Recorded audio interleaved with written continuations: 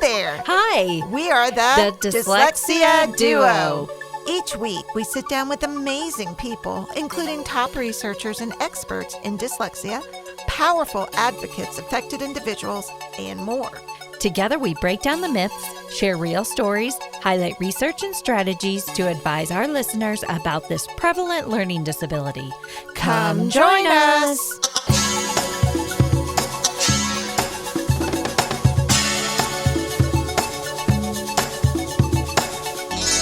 This is Amy. And Melissa. And we're the Dyslexia Duo. So today we have a very special guest with us who is kicking off our season 2. So we're so excited for that. And I was just telling her before we started recording that I'd seen her a few months ago, and I put her name on my little hit list of special guests I'd like to have on our podcast. And I'm so glad that she's starting our season out with us. So special guest, can you go ahead and introduce yourself to everyone? I'd be happy to. Thank you, Amy. I'm Melissa. I was excited to get the invite and even more excited that I'm the first guest of your second season. So thank you. Yay. So I was really in the business world. I'm an engineer and an MBA by trade and was working along and began to have kids. And I had one who didn't start to read in the way that my others had. And so first place I went was to my school district to ask the teachers what they knew, what they thought was going on. And unfortunately, what I realized fairly quickly was that they really didn't know much about dyslexia or how to teach children to read. I live very close, or I was raising my children very close to the Ohio State University, which is the North American headquarters for reading recovery. Yes. It's where Gay Sue Pinnell, Fonderson Pinnell, she's an emeritus professor here. And as you all know, those are kind of debunked programs right now. Yeah. Well, our district was very, very deeply involved with them. And it became readily apparent to me fairly soon that I was going to have to do my own research. And so we did get identification outside of the district. We did some private school until we could get our district kind of up to speed with the science of reading. And a really very interesting way that we were able to do that was to form a parent group. And we grassroots organized a parent group, and we were able to come together. And we were able to bring our district to the science of reading and then to come shoulder to shoulder with our district to build the district reading curriculum that would benefit all children, not just dyslexic children, but the 60% of children who are curriculum casualties. Yes. As well as the kids who are proficient and advanced. So I think that my training in engineering and business helped me because I think I looked at the problem differently. It was a systems problem. Mm-hmm. If you have a problem, you kind of model it out, you continuously improve it, and then there is always room for continuous improvement. And we continue to work with our district to this day. I just got back from the Big Sky Literacy Conference, which I highly recommend. It's really kind of the cutting edge of research. And they're talking about oral language and how critical it is. They're talking about developmental language disability. And so I bring that back to my district, and we're going to talk about that at our next meeting. So always continuously improving for the benefit of all of our children in our district. One of the other things I'm very proud of is we kind of saw how this coming together as a parent group has outsized impact. And so when we were able to achieve this at our local district level, I thought, well, why don't we do this at the statewide level? Yeah. And other people were asking us, how did you do what you did? So we formed and mentored other parent groups throughout the state. And at one point we had, I think, about 25 parent groups representing districts with 185,000 students. And so we really had a lot of momentum. We helped get dyslexia legislation passed. We helped get our dyslexia guidebook. I still interact with our Department of Education and Workforce, our Department of Higher Ed. We actually assisted, you'll like this, from Texas. The Department of Higher Education is very into the science of reading now. I do think we had an effect on this. Yeah. They wanted to make sure we have good legislation in place to require the science of reading, but they wanted to make sure that colleges of education were following the science. Yeah. As you know, if they're not following the science, then every year they're just pouring out science deniers. How are we ever going to really get ahead of this? So I have begun kind of getting into some networks like the Evidence Advocacy Center, several others.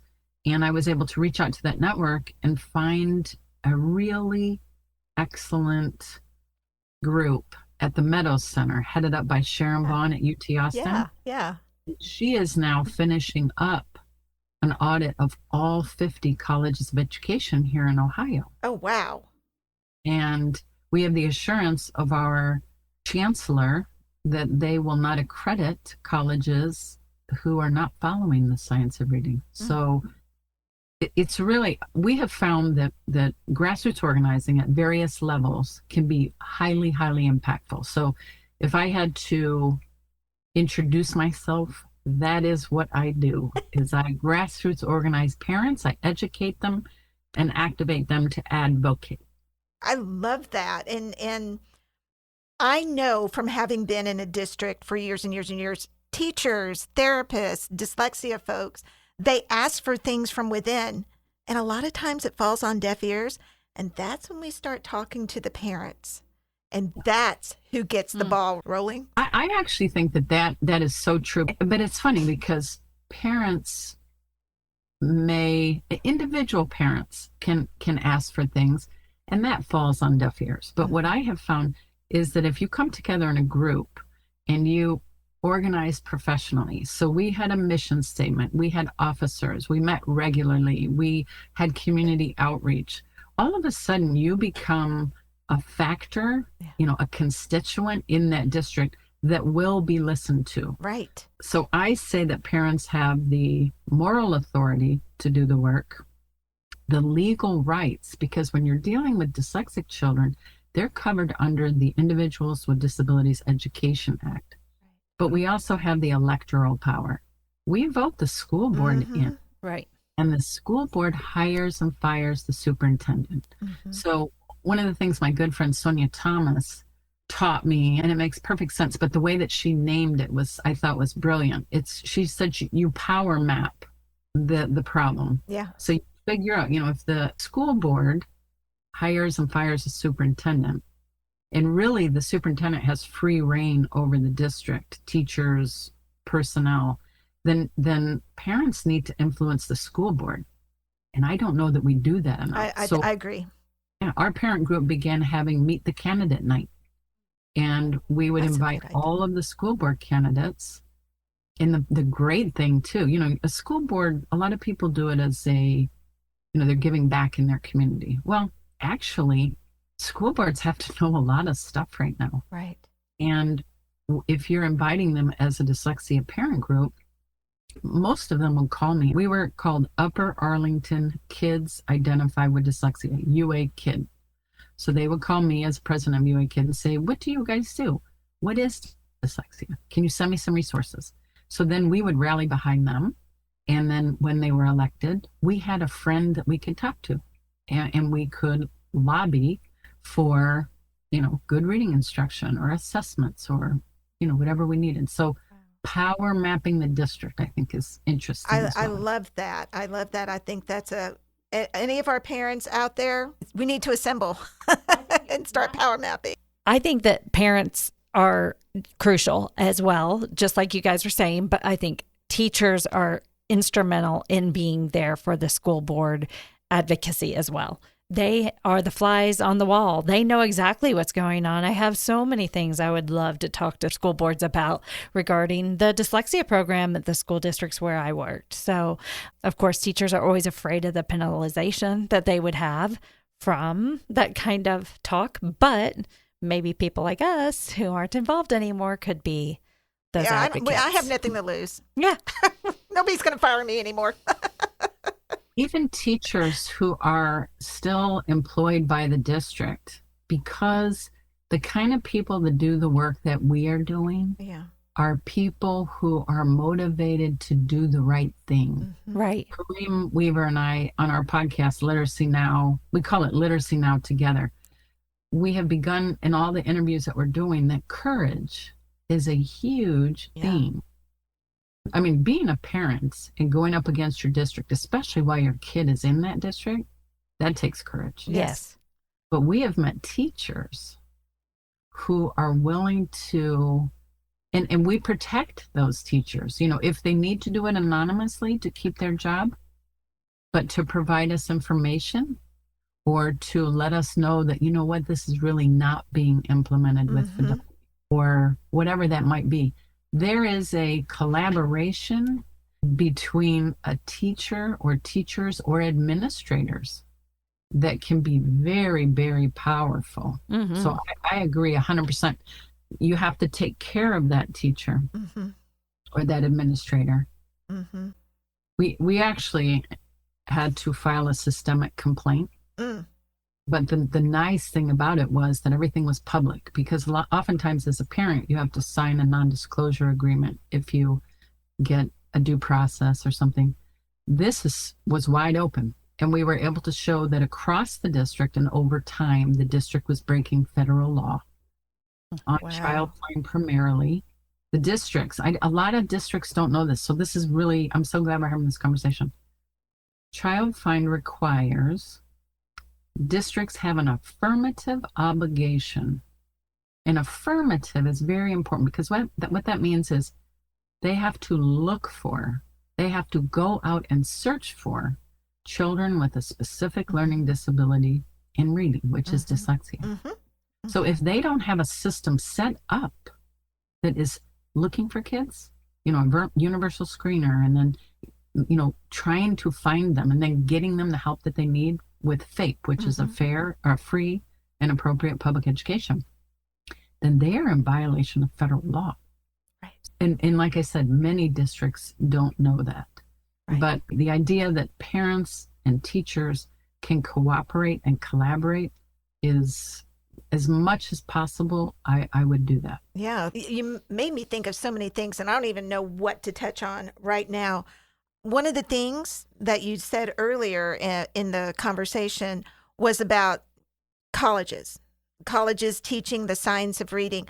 And you would think, with us being out here in Texas and how big, you know, we've had Texas dyslexia law in place since I was in high school. Let me put it that way.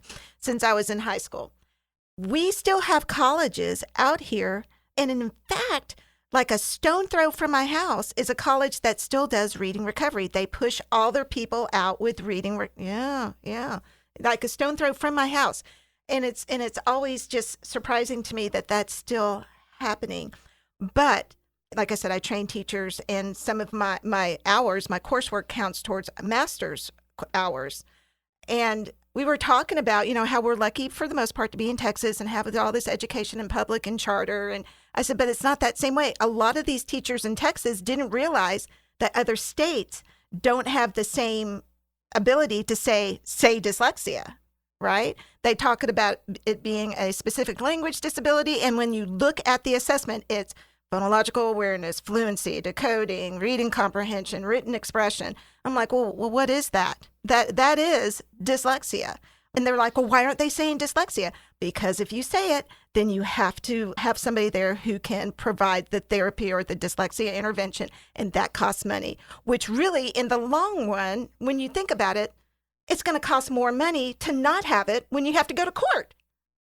As you say it takes 4 times as long to teach a third or fourth grader as it does to teach a kindergartner. Right.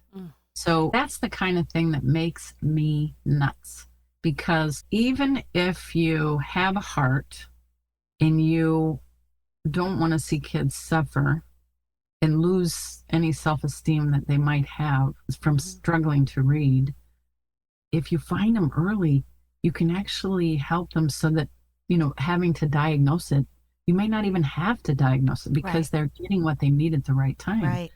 But if you wait till 3rd or 4th grade, their sense of self is destroyed. The parents are angry. You're gonna pay one way or the other to help their kid. So I find it incredibly short-sighted. One of the things that you mentioned, and this is just a piece of advice for you. So reading recovery is banned in Ohio. It is I three. saw that. Yeah. Yeah. Now they are suing. They are suing our governor. Wow. It's very angry. So a lot of people reach out to me about reading recovery. And there was a woman who reached out from Oklahoma State University, just opened a reading recovery center. But they worked with a reporter, and he reported on this, and they shone a light on it, and they are going to shut it down. Like they're raising awareness. Oh, wow. There was one at Georgia State University. Another advocate called me in Georgia State, and this is where we got the idea. She had a TV reporter who was doing stories on how reading recovery was debunked. It doesn't work, or the science says it doesn't really work for dyslexic kids, and really doesn't work. It's not optimal for any kids. But he did some investigative reports, and now Georgia State University is closing that program down. Oh, wow. So I don't know what kind of laws you have in Texas. Yeah, I'm going to look into it now, though. If you have a 3 cueing ban, Yeah. or if you have, and this is something that Kareem also says, light is the best disinfectant. So lift up the idea. There was a gentleman who did a study. You'll help me remember the professor, but the reading recovery had some initial gains, but when you looked at 3rd and 4th grade, Yeah. it actually showed that these students did worse than children who had nothing at all. Right. And if that's the kind of thing that you're able to feed to a reporter, and you can ask the question, why are we teaching teacher candidates in this when it's actually harmful? Yeah. Mm-hmm. And So- part of me wonders if it's, I don't want to use the word lazy, but when teachers, not all teachers, but when some teachers do something and they learn it and they apply it and it worked for some, and they just think, okay, well, I'm just going to do it this way and I'm just going to keep working with this kid in the same way. What is the definition of insanity? I mean, that's what I think some of that is. And then I've actually heard other teachers say, I was wrong. I'm training a lady right now that did Erlen method stuff. And she goes, I was wrong. I was so totally wrong. But as Emily Hanford says in her brilliant podcast, Sold a Story, when you know better, you do better. That's right. So I find this fascinating. So as an engineer and MBA, when you're in science and there is a better or more efficient way to do something, you just switch. It's like, oh my God, they just figured this neat way to, do something much more quickly and inexpensively. You just go. But all of a sudden in education, there's like this weird thing where it's like, ooh, I can't. What should I do? I've been doing this so long. No, fish or cut. Mhm. Go. Mm-hmm. Cut your losses. You were talking earlier about how there were curriculum casualties and things of that nature. I was also thinking about what really makes me feel frustrated is there are campuses that have dyslexia specialists. In Texas, especially, they're supposed to have somebody who is knowledgeable about dyslexia that can service kids. They have these people on the campus, but they're not utilized to help with those screeners that say, hey, this kid is showing they have signs of dyslexia. They don't really come and talk to the dyslexia therapist. Like for me, in my case, I was CALT. They're on campus. They didn't really pull me into the meetings to talk about this kid that showed up on a screener.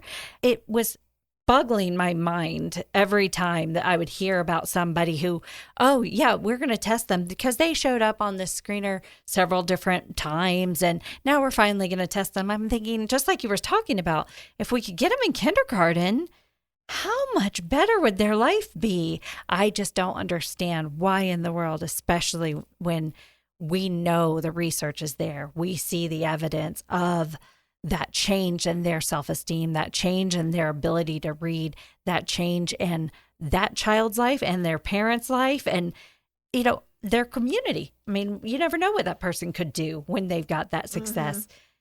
What I say when I'm rallying the troops and getting everybody all fired up is, there is nothing more important, except maybe curing cancer, than teaching children to read. Right.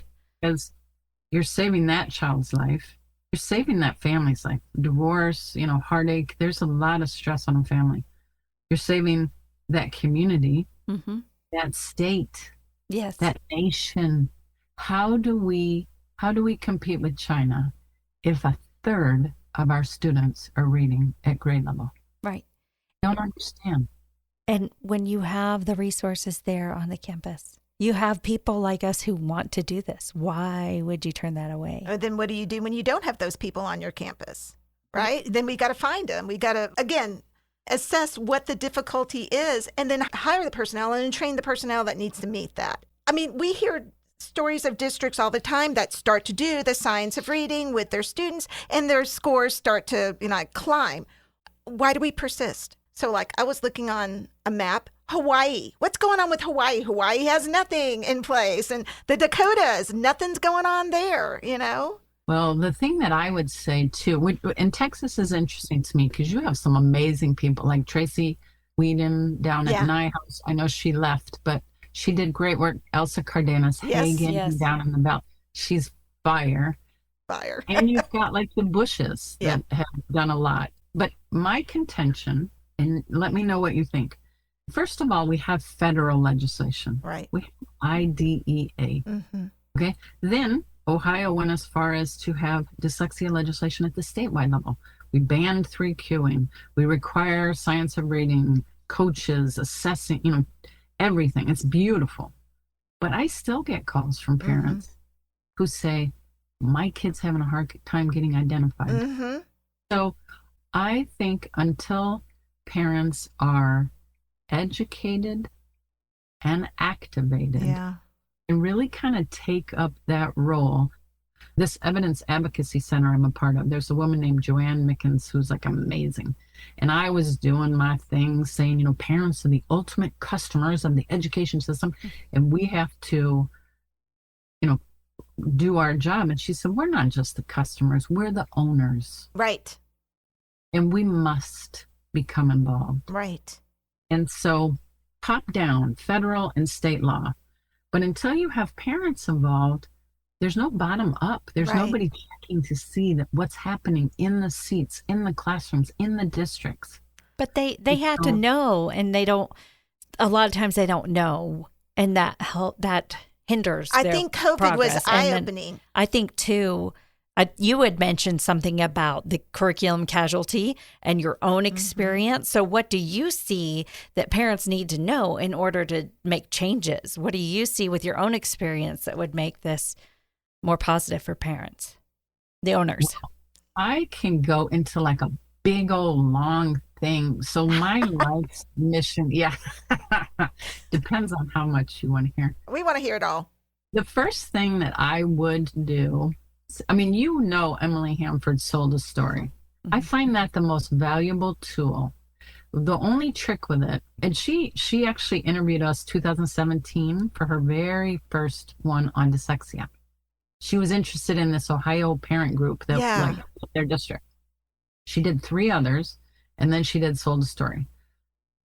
But, and I think it's incredibly useful, but there is a 1-hour reveal episode where it kind of is a summary, an hour summary of maybe the first 10 episodes of Sold a Story that I find very valuable to send to leaders. So legislators, superintendents, people, school board members who might not have the time to read the whole Sold a Story.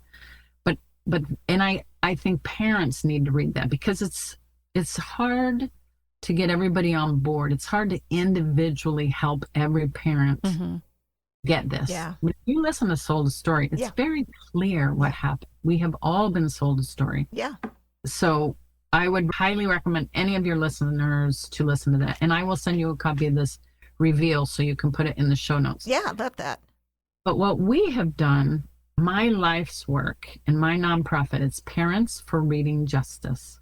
So what we do rely on the support of people of means to support our work. but we provide all of our tools and our resources free to families. Oh, nice. Because the last thing you need when you're fighting this crazy battle is somebody nickel and diming you. Mm-hmm. So in 2020, we released our documentary. It's called Our Dyslexic Children. And it was specifically meant for a couple of purposes. One, to show parents that by grassroots organizing, educating yourself, and then advocating as a group, not individually, but distinctly as a group, this is possible. But we also we included the district because we wanted you to see that the district, they bought in. You know, they actually began to work with us, and we want you to be able to take it to your district and show them. You know, the carrot is, look what nice thing you could do. You could follow federal law. But the stick is, and if you don't, we can take legal action. And we will if we have to, because our children and their future, and as we just talked about, the future of your city, your state, your country, our collective future is that important. So we must do it.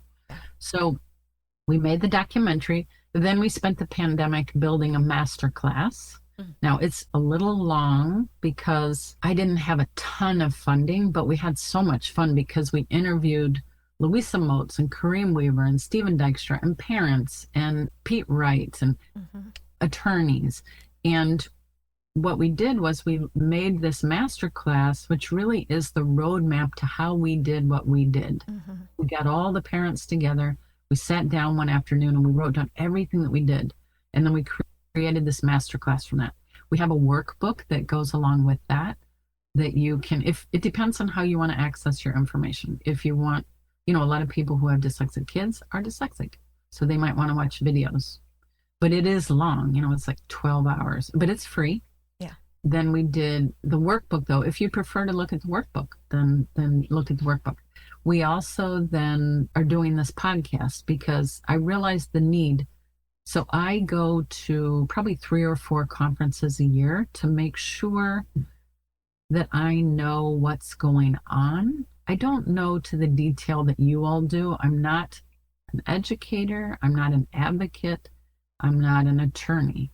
But my interest, and I believe that my experience and my skill now lies in grassroots organizing parents.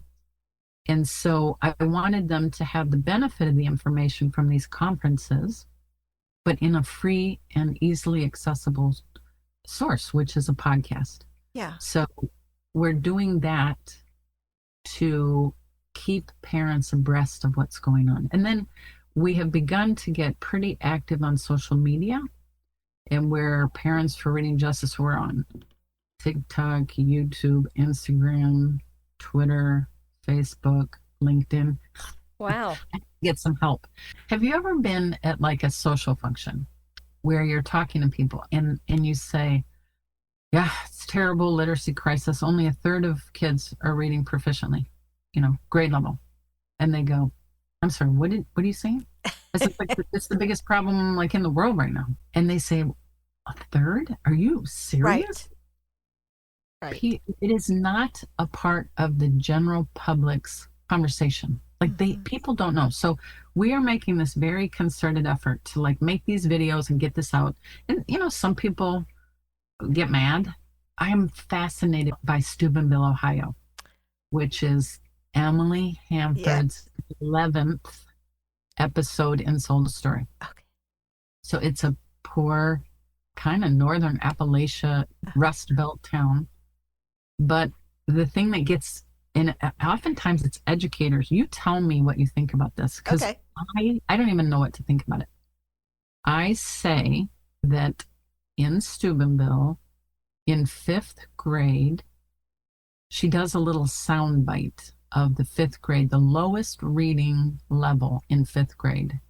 And they're all reading at the 5th grade level. Huh. So teachers, I think they're calling me a liar. They're telling me, where are your dyslexic kids? Where are your English language learners? This can't be true. For every one person who says, oh my gosh, this is amazing, I want to do something like this in my school, where do I get this information? They say, you're lying. That's not true. You tell me. I don't know. Right. Wow. That's incredible. I'm speechless. Yeah. That's a bigger problem. That is an expectation. Those people have begun to think that only a third of kids really can read. That is terrible. Yeah, we have to But change the social mindset. media. We have to change the mindset. We're fighting that. Do you do any work with the Decoding Dyslexia agencies or anything like that? I love Decoding Dyslexia, and I love the International Dyslexia Association, those families. Now, I'm on the advisory board. Okay. You have to roll off every once in a while. Here in Central Ohio, we have a couple in Ohio. We do not have a functioning Decoding Dyslexia in Ohio. Huh. So it's very weird. Their model is interesting. I think somehow there are like 2 people that get the emails from Decoding Dyslexia to kind of start the group. And if you don't get the right people to get those emails, then it just never really takes off.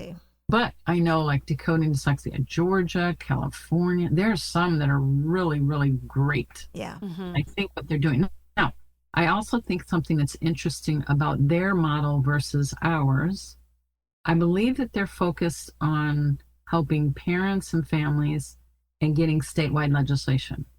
I think that that's all important, but I think that the real leverage, because you can leverage federal law, state law, and your electoral power, is where that power resides, and that is at the district level. Because if you file any legal action, and that's where the child is actually being taught. Right. So I think the biggest bang for the buck, and what we did was to be very careful and to laser focus our efforts on like one thing at a time. So get my kid. We always have a parent get your kid what they need so you can be okay. Right. And then grassroots organize this big group and begin working on the district. After you get your district squared away, then go to a statewide level. So it's that ripple effect from, I mean, I'm doing bottom up and talking about ripple effect, 2 different metaphors there, but you know, really it is. If you start with your child at the district and you get what you need, then other people can see and it ripples out. Yes. And I think you also learn along the way, you know, like with your own kid. Yeah. We read Overcoming Dyslexia by Sally Shaywitz, and she has her 2nd edition out. But I realized then, my kid's not dumb. My kid can read. Right. You know what the problem is? Dyslexia. And that's it. And it also taught me that my district was required by federal law to find and help her. Well, then that got me mad. So that you learn something there, then you can organize at the district level, and you begin to, and again, if people want to, they can go and get all of our resources for free. And I've actually just begun taking 6 parents representing 6 districts in like 4 or 5 different states through kind of a cohort.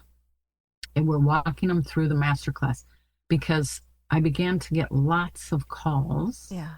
And so I decided I'm going to put them all into a cohort, and we are going to spend this year learning together. That's brilliant. I'm hoping that it works. Have you heard about the path forward that the Barksdale Institute did? I have not heard about that. What is that? So the Mississippi Miracle, which was not a miracle, it was a lot of hard work. Barksdale, I think, was the philanthropist who put some money toward that. And once Mississippi was doing so well, they went from like last to like top 10 or something. Yeah, something.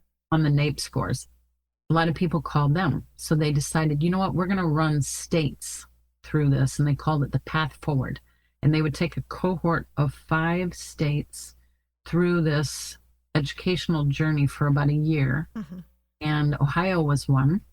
I'm not sure if Texas has done it yet or not. You have to apply. They're not going to convince you to do it. You have to want to do this. Yeah. But if you do, then you can interact and learn from their experts, the ones who made the Mississippi, progress happen for a whole year.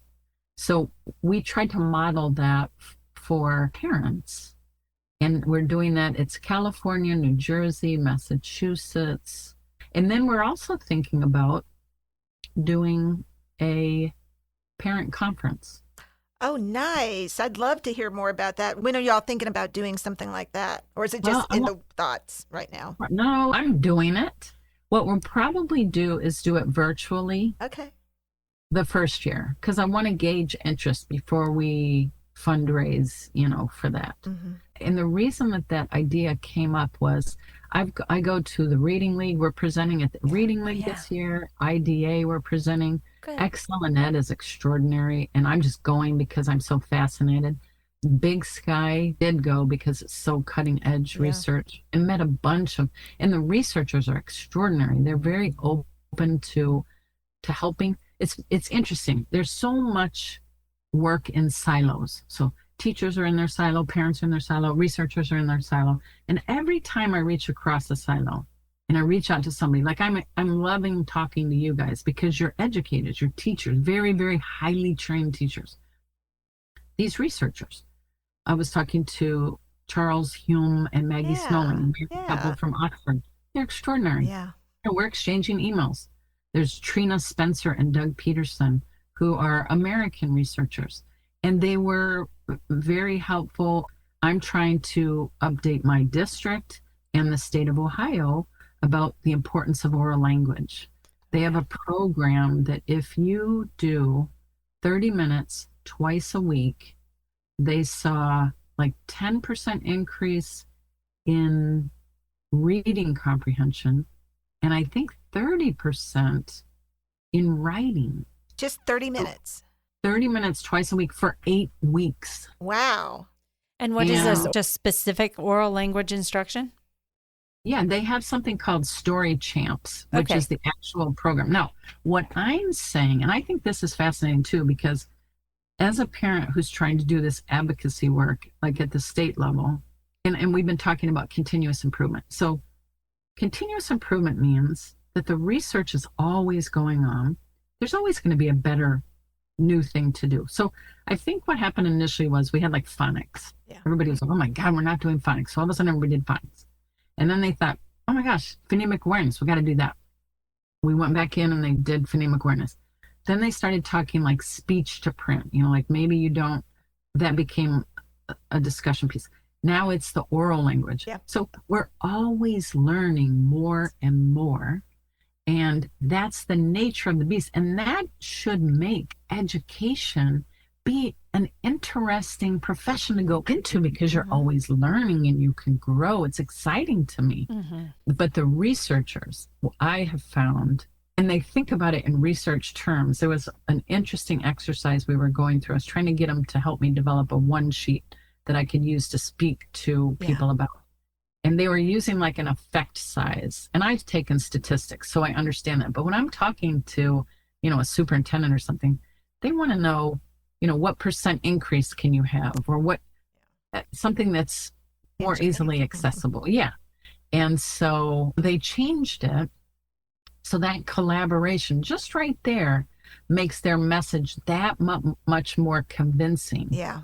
And, there's a lot of talk about there's a delay between the research and implementation, like 10 or 15 years. Now, the science of reading, it's been a lot longer, but if you can decrease that. And so I'm encouraging them to work with parents to shorten that time frame. And now a word from our sponsor. Hi, this is Amy Rodenroth. And as part of the Dyslexia Duo podcast team and owner of Discovery Dyslexia Services, I want to talk to you about my business.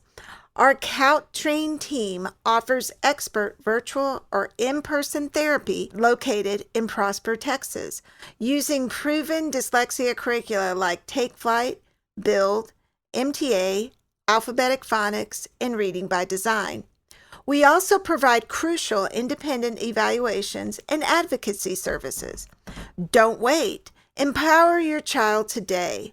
Visit www.discoveread.com to learn more.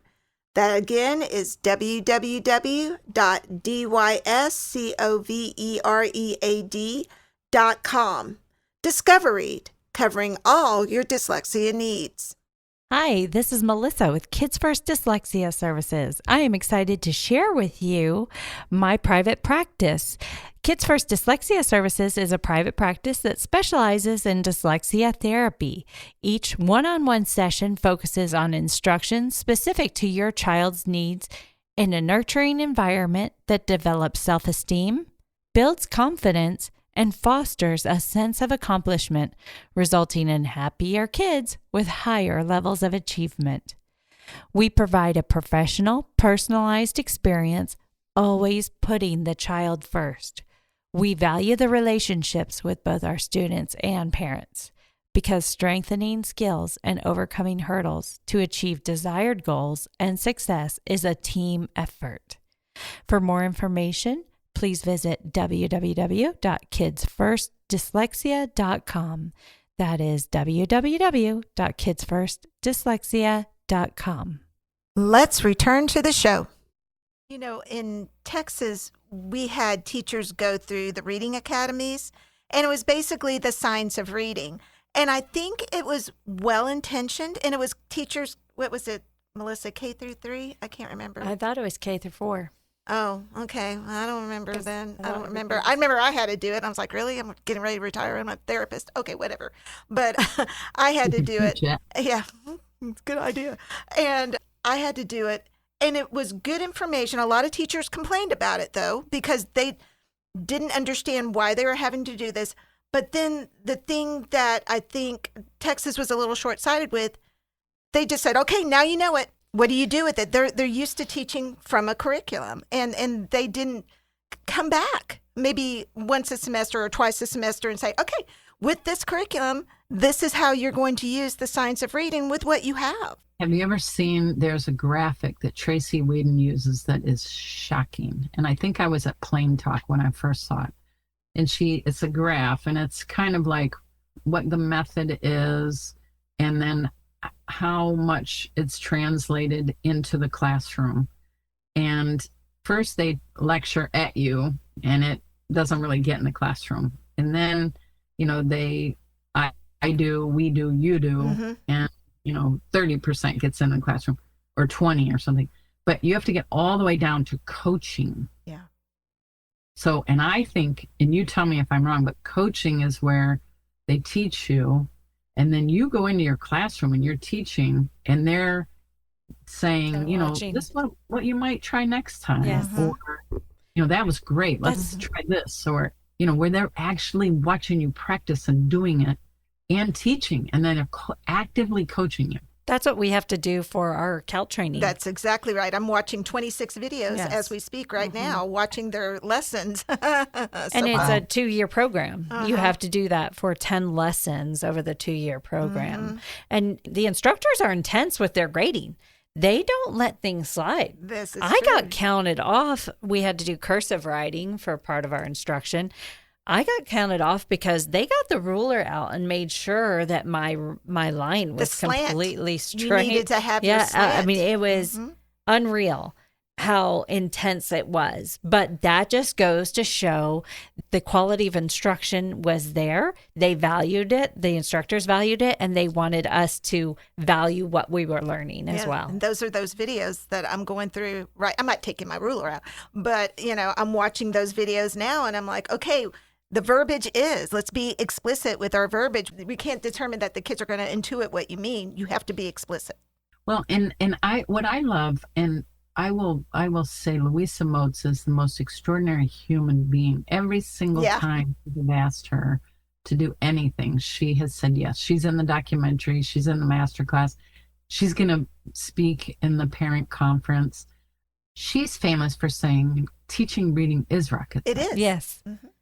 So my father was a professor, and I don't know that we value educators as a society enough. I 100% agree. I think that they need to be highly, highly trained. It's not babysitting. This is real, what you're doing. You need to be well compensated. Mm-hmm. I don't think that teachers are paid enough, and I will catch heat on that. But I think that our children are our future, Mm-hmm. and parents can read to them.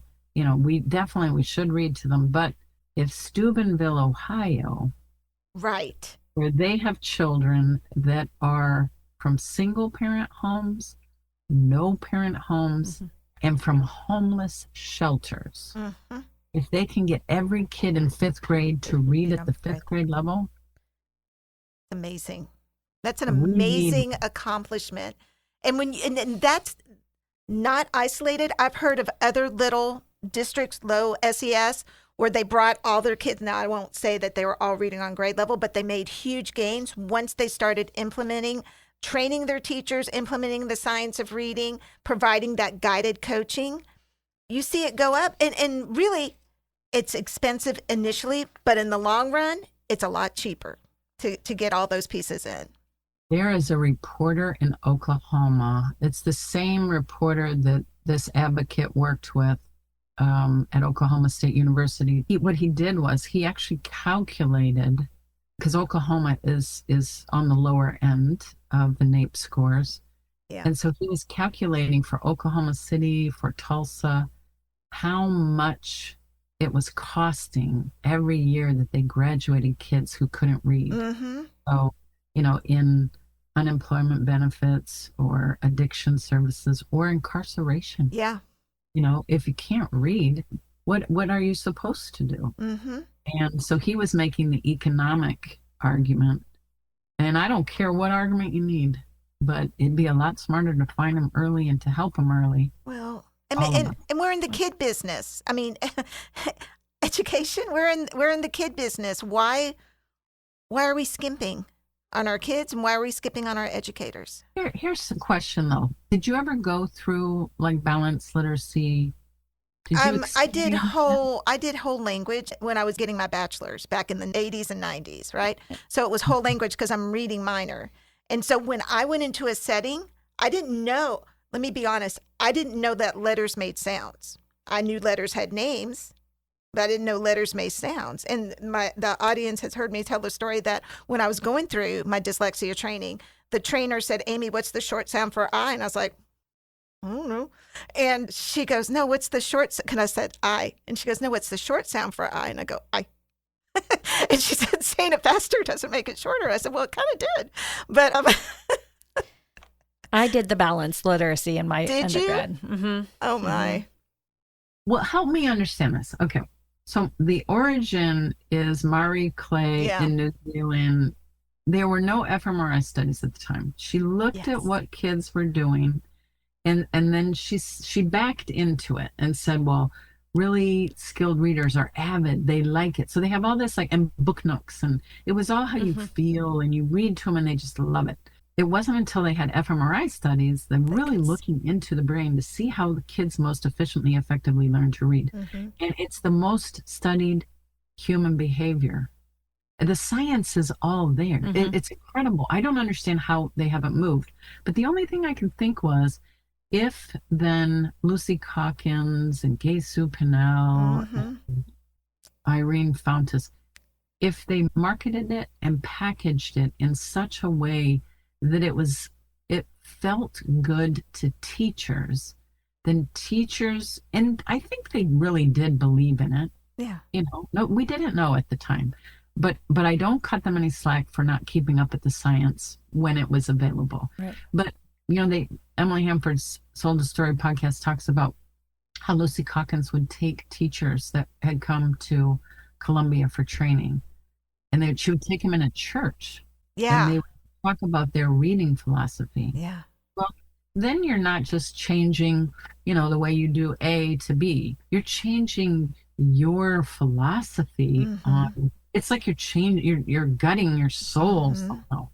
So, what did it feel like for you guys? Was it really comfortable? Did you like it? Or... I can remember my first year of teaching, coming out from the colleges, and I was in a small country district my first year with migrant workers, right? and I had fourth, sixth, and eighth grade. I'm talking small, fourth, sixth, and eighth grade language arts. And I had kids that couldn't read, and I couldn't figure out what was going on. So I made reading groups. I did flashcards. We worked with comprehension because I didn't know. But I also remember, again, asking in college, how do I teach a child how to read the word cat? And the professor told me, look at the teacher manual. But, you feel helpless. And I remember going into the setting as a 22, 23-year-old, feeling like here I am, the reading language arts person. I don't know what to do if they can't read a word, but I know what to do. I knew how to make big books, and I know how to pull it across the content area. But I don't know how to teach them how to read. I don't know how to teach them how to spell. I was excited when I heard about what I was taught. I was like, oh my gosh, this is going to be so great. I've got all of the little cushions set up and the books set up and all of the word walls and, all of the letters just laying around and words taped onto the walls and taped onto the tables. I just had this whole big plan for what I was going to do, and I was super excited about it. And like I told you earlier, I didn't get a job in the teaching profession right away, as far as the classroom teaching profession, because it was at a time where we had lost a whole lot of teachers. We lost a lot of funding. So any job that came open was going to the seasoned teachers, not people who were new, fresh out of college. So I didn't get that job. So that's when I got into the dyslexia field. So when I got into dyslexia, I was blown away by how different it was. I was like, what? Where are all the cushions? Where's all the fun stuff? This is so scientific. And I thought, I don't really like this. Oh, I don't know. And as they started to progress, I started at the beginning of the year, and by December, I was in love because I saw how that was changing them. It was literally rewiring their brain, changing the way that they thought, changing the way that they sounded out words. And I saw them light up. And that's what, to me, was way more exciting than cushions and words on the wall and things of that nature. So that is what I feel like keeps me going. But then on the flip side, when I think about classroom teachers, a lot of my friends, they don't know how to teach dyslexic children. They don't know how to teach structured literacy. They want to help these kids. So when they get one of my students, they're like, oh, well, what should I do? And I've struggled to tell them exactly what to do because they've got their curriculum they have to follow. I've got my thing. How are we going to meet in the middle? And I think that's an area of growth on my part, and hopefully other people who are listening might. Well, but as Amy said, structured literacy benefits all students. Mm-hmm. Really, my understanding is that you don't use some different curriculum for kids with dyslexia. They need structured literacy, as all children do. They might need it with more frequency or a longer duration or higher repetition. But this is what all kids need. And for me, what I'm so excited, because this is what I expected, was that it might be cool to have the cushions, like you say, and the book nooks and everything, but the deep satisfaction, actually being able to teach children to read, outweighs the cute stuff and all the marketing in a way that is profound. Absolutely. I like that you brought in the word marketing, because that is what a lot of the school districts fall into. They're prey for these marketers. I read on Facebook all the time in the science of reading groups and all of that. Well, they'll be bringing in a new curriculum, and the person who's trained in the science of reading will say, oh, I really liked this, whatever the curriculum was. I really liked this one. My team really liked this one. It stuck with the science of reading. And then admin goes, no, we're going with this one instead. And it'll be so far removed from the science of reading that you just wonder, am I banging my head against the wall? What's the point? Well, and what we think that we're doing, so my first priority is parents. But my second priority is really to link arms with teachers, because we are robbed when you are not educated. You are robbed when you go to college, you pay good money, you spend all those years, and you cannot do the most basic thing. You don't know how to teach a child to read.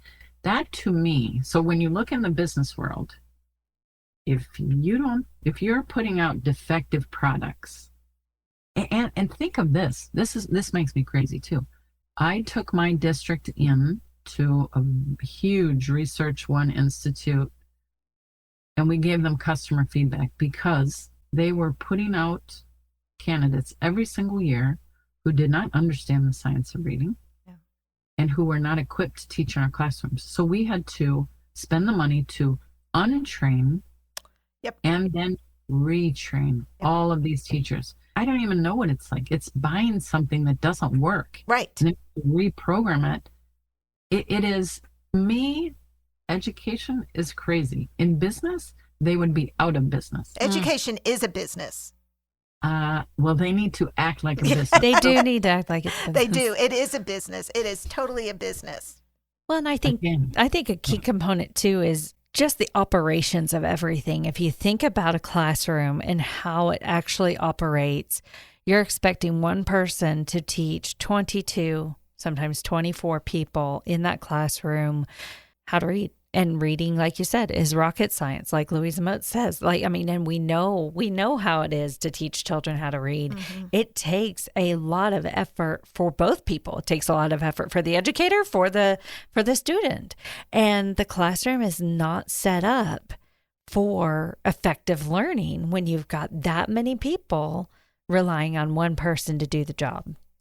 So one of the brilliant things, and I come at this not as an educator, but as a business person and an engineer who likes systems.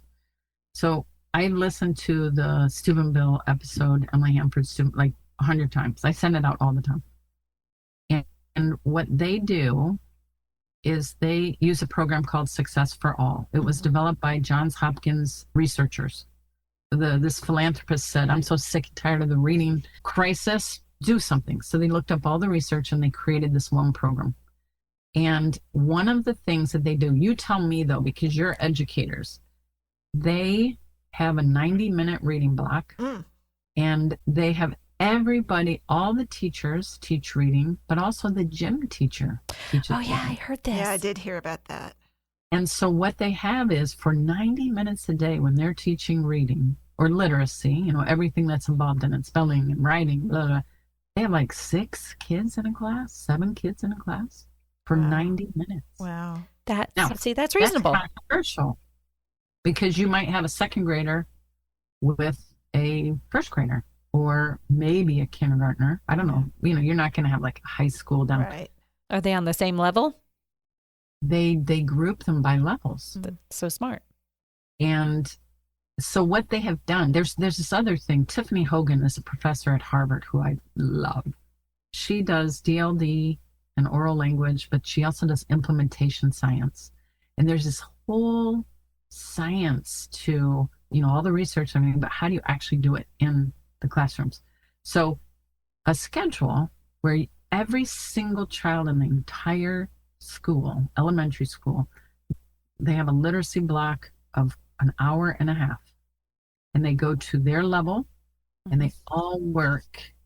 And then if the kids don't get it, they have a big year. First grade is this big, important year in Steubenville, and they get more tutoring if they are falling behind. And the data is very important to them. Yeah. So they know exactly where each kid is all the time. But they work with them outside of that 90 minutes if they need it, as much as they need in order to get it kind of by first grade. The other thing they have is a really, really strong preschool program. Oh, nice. And 80% of kids in Steubenville pays is $100. No way. And they have them speak in sentences. They're reading to them all the time, but they're having them converse. Oral language, very, very important. Wow. To me, that's the best podcast out right now.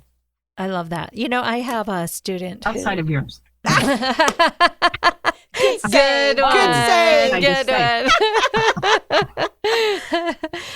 I have a student right now, and this is very informal data, but every student who comes to see me, we have a vocabulary word of the day, and it's a cute little picture with artistic drawings trying to depict what the word means. I have the same book. Yeah. Yeah. So it will have the word, say, for example, vacant, and it has a definition. I read the definition. I have them look at the picture. What do you think that means? We talk all about it. And I take maybe 2 or 3 minutes out of my therapy session to talk about this.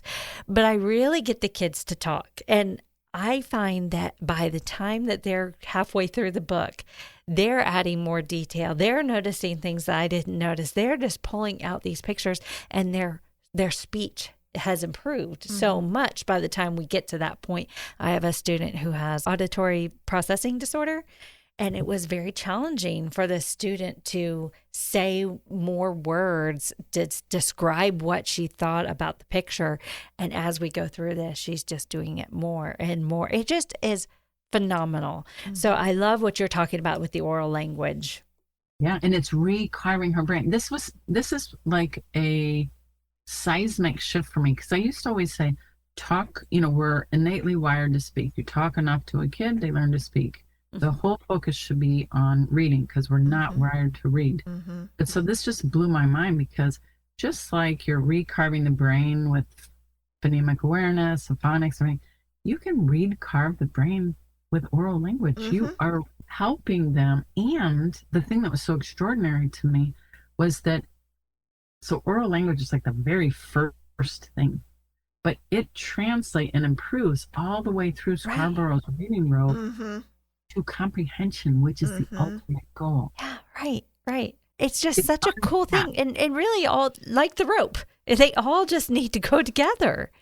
Yeah. We can't just have one piece. Well, and I think have to have all. A lot of our dyslexia people tend to hang in that lower strand in phonological awareness, decoding, and fluency.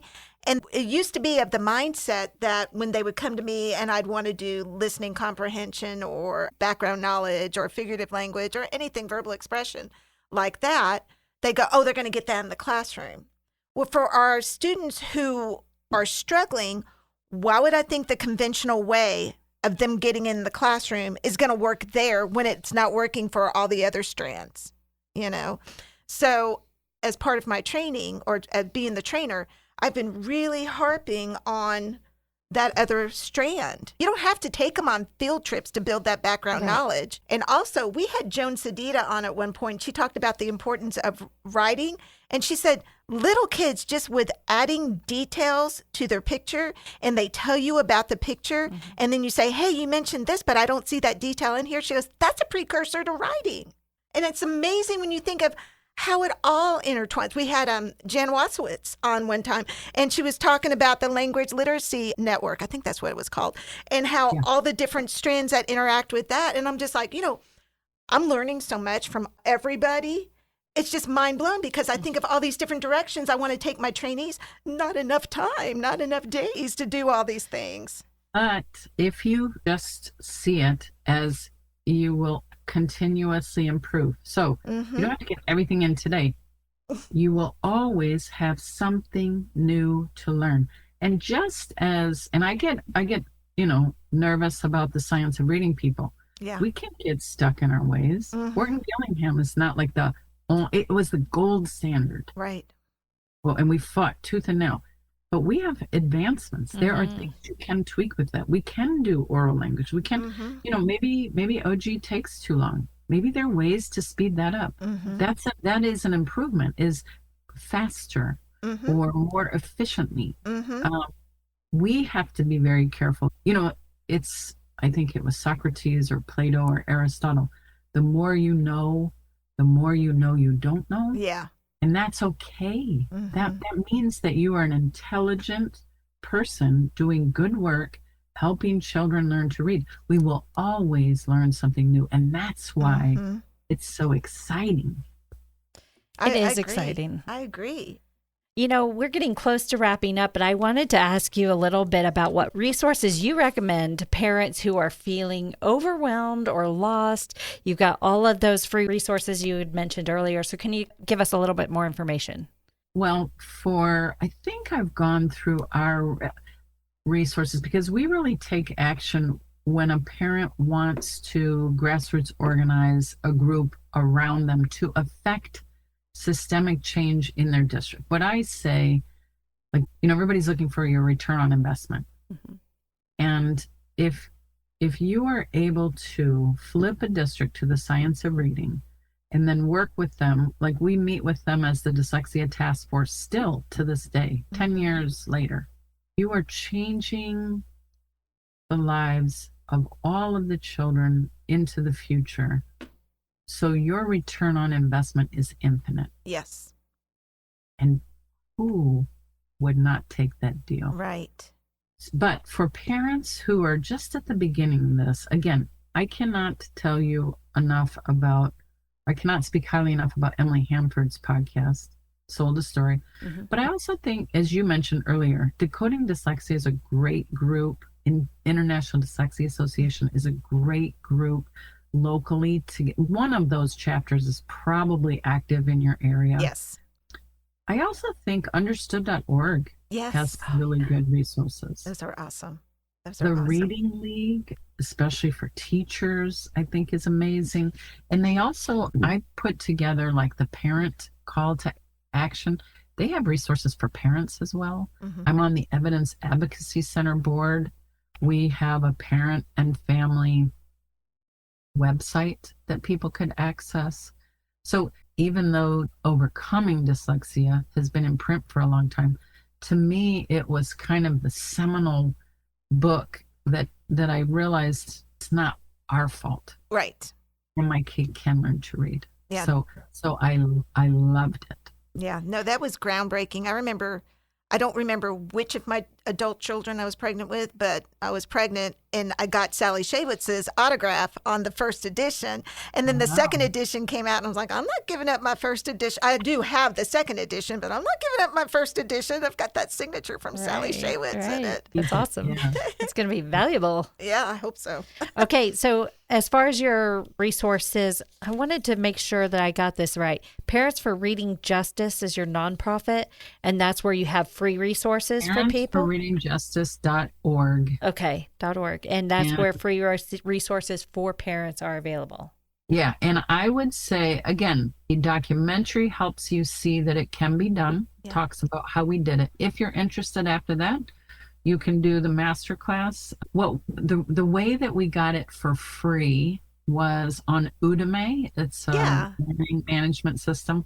If a class is less than 2 hours, then it is free. So we broke down our roadmap into 8 less than 2 hour videos.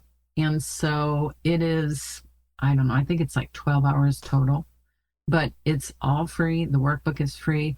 Our mission statement is what I like to do, say with a parent who is thinking about starting a parent group, get a small group together and then you can all begin recruiting other parents. But to elect officers real quick, president, vice president, treasurer, secretary, and to take our mission statement, take the logo off, put your logo on, maybe modify it a little bit, but all of a sudden you have a document that is directing your work, and it's all the things that you'd want.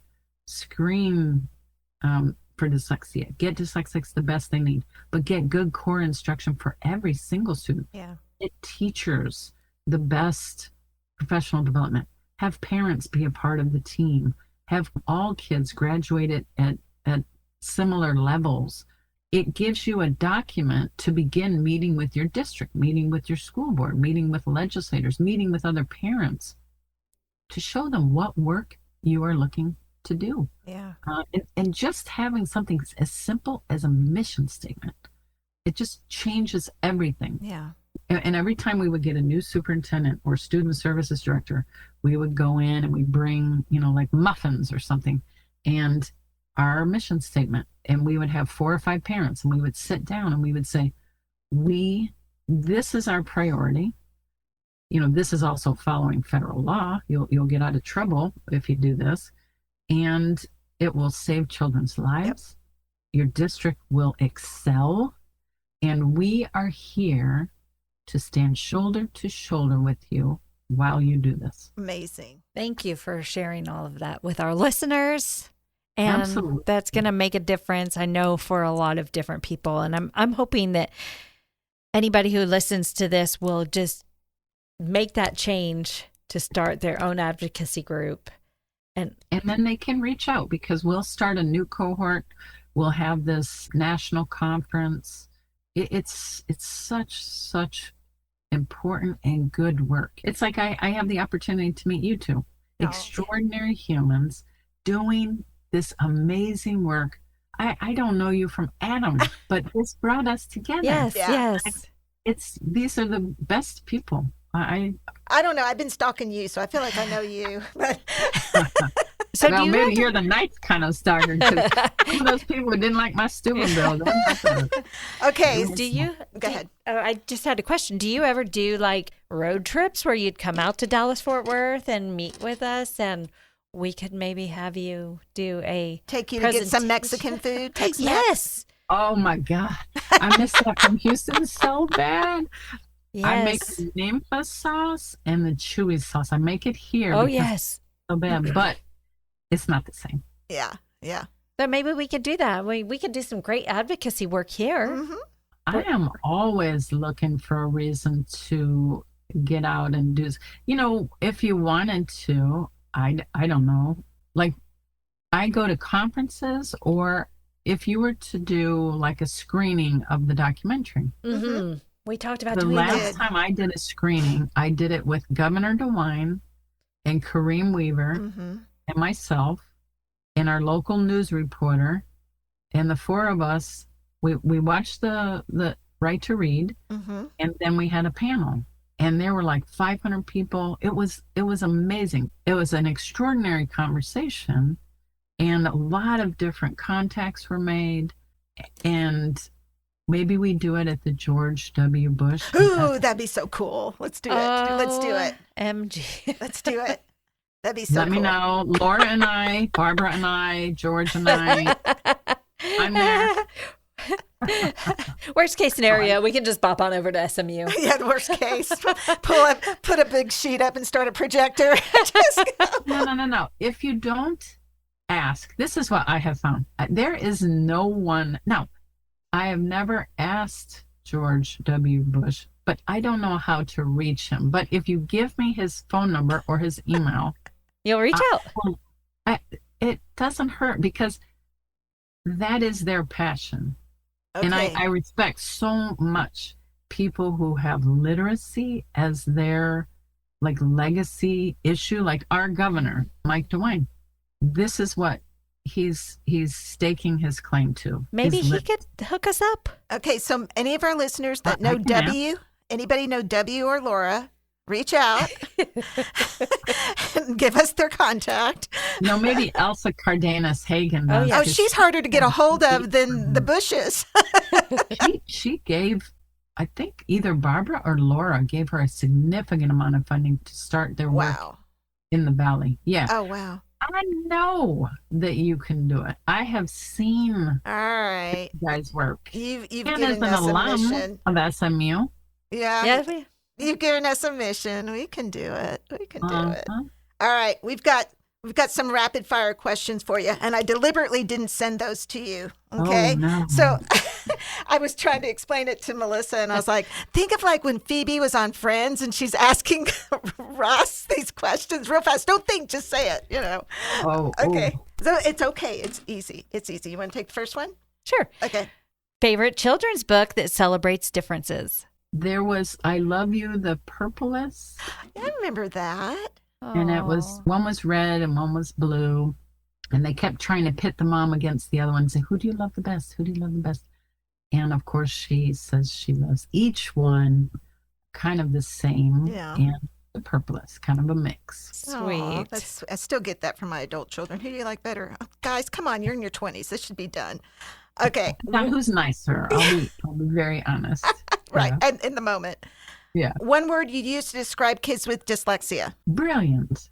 I Good. really do think they're brilliant. Mm-hmm. What most inspiring advocate, past or present? I think Kareem Weaver's doing an amazing job. I do too. I I love really him. enjoy working with him. Yeah, he teaches me. I learn a lot from him. Yeah, he's great. He is wonderful. Okay, this is kind of a weird one. Go to coffee or tea order before a big meeting. Ooh, I'm all coffee. I Me love, too. but I like coffee with my milk and sugar. I'm a latte girl. Coffee, whatever. But You really want the milk and sugar? yeah. Ooh. My husband calls that putting a skirt on the coffee. Well, I'm all skirt then. A piece of advice you wish you had known earlier in your journey. I almost wish that I had known about dyslexia and just kind of immediately, like, what if I had been OG certified? What if I just went right away? Mm-hmm. Or if I got U-Fly and just like did it myself. But I assumed and I kept trusting that these teachers would know.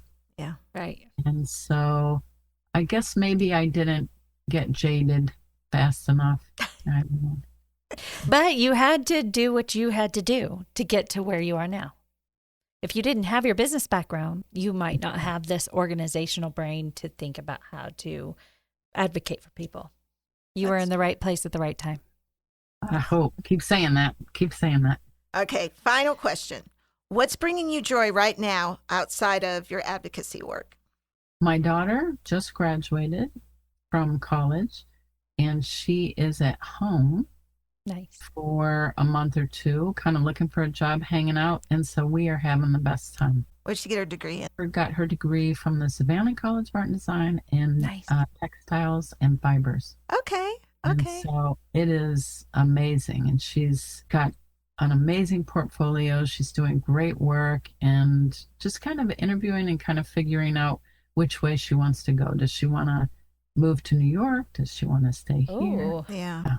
I would love her to move to Paris for selfish reasons, but it's just fun. You don't always get to spend a little time with your kids Yeah. when they're older. So I am cherishing every moment. Oh, that's nice. Some of them won't leave the house. Let me just put it that way.